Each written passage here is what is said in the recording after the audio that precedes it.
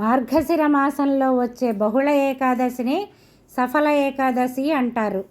ఈ రోజున నిష్ఠతో ఉపవసించి జాగరణ చేసి శ్రీ విష్ణుమూర్తిని పూజించడం ద్వారా పాపాలు నశించిపోతాయి, ముక్తి లభిస్తుంది.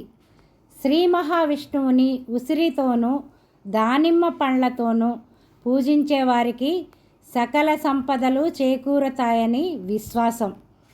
సఫల ఏకాదశి రోజున జాగరణ చేసి ఆలయాల్లో దీపాలను వెలిగిస్తే 5000 సంవత్సరాల తపస్సు చేసిన ఫలితం దక్కుతుంది. దీనికి సమానమైన యజ్ఞం కానీ తీర్థం కానీ లేదని చెప్పబడింది.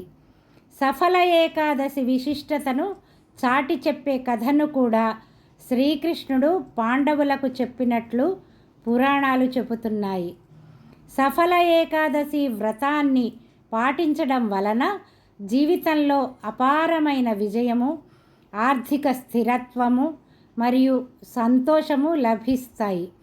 ఇది అడ్డంకులను తొలగిస్తుందని మరియు దీర్ఘకాలంగా పెండింగ్లో ఉన్న పనులను పూర్తి చేస్తుందని, జీవిత సవాళ్ళని ముగించేలా చేస్తుందని నమ్ముతారు.